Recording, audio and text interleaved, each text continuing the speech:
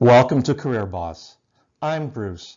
The first time that I became a CEO, there were 5 things that I realized I didn't see coming. And I'm going to talk about these things as the 5 surprising things that you're going to dislike about being a CEO. The first one is you've got to be on your best behavior always because you're constantly being watched. And I didn't realize this until one of my VPs said that, told me that everything that we do as senior executives is being watched by your employees. The other thing is that you're also being watched, especially watched if you're a public figure as a CEO, and that means anytime you go in public, again, you have to behave. So it's important for people to know, especially in the company, that you can be counted on as a role model. So how do you deal with this? My rule of thumb was to always be appropriate, and this is always be appropriate within the company and outside the company.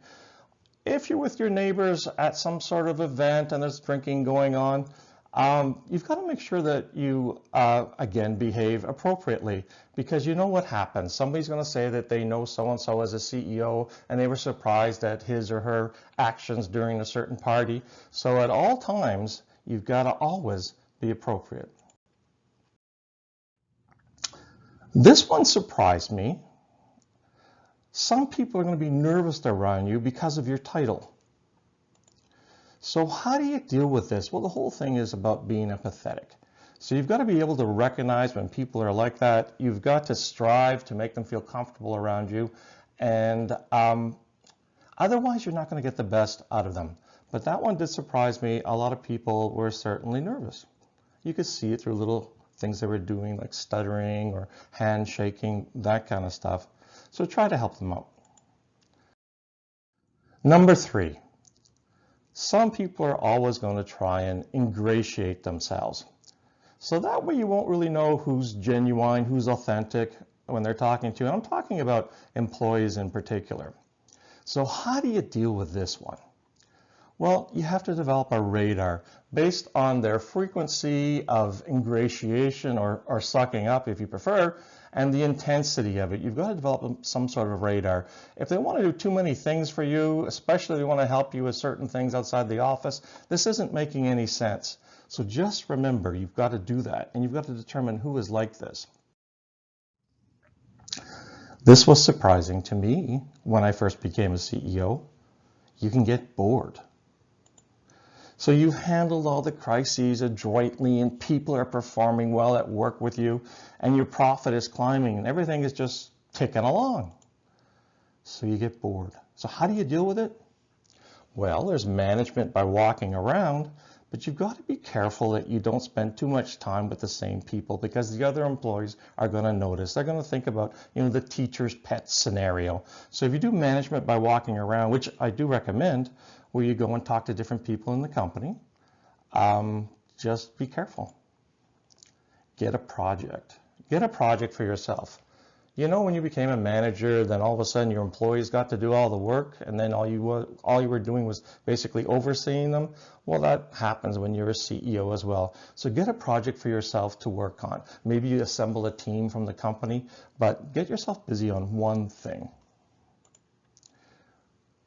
I didn't know what was wrong the very first time I became a CEO. After a year or so, we turned things around. The profits were climbing, and I didn't know what to do with myself. So I went and saw a counselor, and she specialized with business people. And I said this to her. I says, I don't have any ultra desire to go to work like I used to. After one session, she says, because Bruce, you like to do 3 things. The first one is fix things, the next one is build things, or the third one is teach people. Okay, so that kind of makes sense. So fixing in my case was going in where there's a problem in the company or a problem in a division and helping to turn around. The other thing is building a company. Whether you're going to build a company through expansion or any time of growth, that's great. Or maybe you're going to build up a new division, that's great.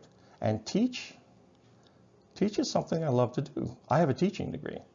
And so if you can teach employees how to do certain things, that's something that would fulfill me. So I went back to the office and I thought about these 3 things, and I took a look at opportunities where I could do them. This, again, surprised me, but I looked up a recent statistic, which I'm going to show you. It can be lonely at the top. It can be lonely for a number of reasons. You can't really confide in your employees when you're having trouble. Maybe you could, but you don't necessarily have somebody to bounce things off. Sure, you might have your executive team that you can talk to, but there's some things that, some issues you may be facing, some sort of a personal crisis and you're not sure how to use it. You feel pretty lonely up there. So our HR International did a survey among CEOs, and they discovered that half of CEOs experience loneliness in their careers. Half. That's huge. So here's a point I want to make. Employees shouldn't really be your friends, because that creates all kinds of issues down the line for you, especially if it's a situation where, well, this may happen naturally to you.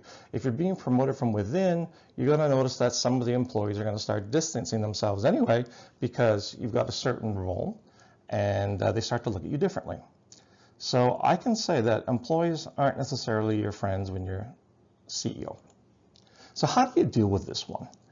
Well, the first thing that I did in my case was I joined certain business associations. These can be business associations that are in your industry.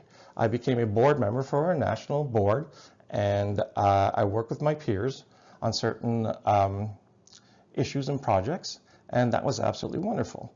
Other things you can do are things like joining your local Rotary Club and being part of that membership of business people.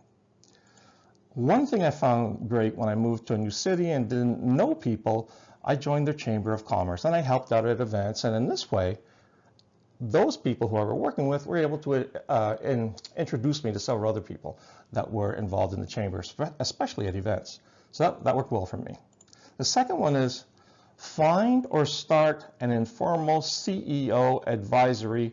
I'm not going to say support group, because I can't think of any CEO who want it to be known that she or he has joined a support group, but a CEO advisory board. And this is informal. What I'm thinking is if you put it together yourself, it's, lunches once a month, lunches every couple of weeks, those kind of things. And I think they can help you out because it gives you a bit of a sounding board, and in fact does help as a support group. The third one, get a mentor or executive coach. So a mentor and executive coach, they're not going to be your friend, but they're going to be there for you to confide in. They can help you, and they can perhaps deal with issues that you're having among any of the 5 that I've mentioned here, and they can be supportive of you. So it's somebody that you can turn to. That's why that's a benefit.